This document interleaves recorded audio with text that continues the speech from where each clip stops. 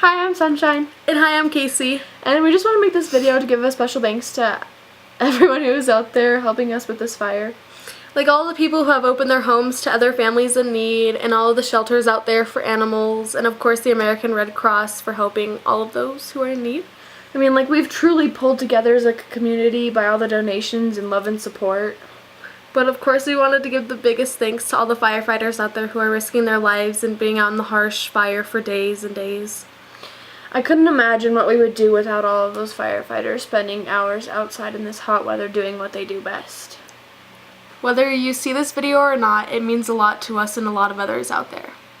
We also wanted to say that every family out there who has been affected by this fire, just know that you are in our thoughts and prayers.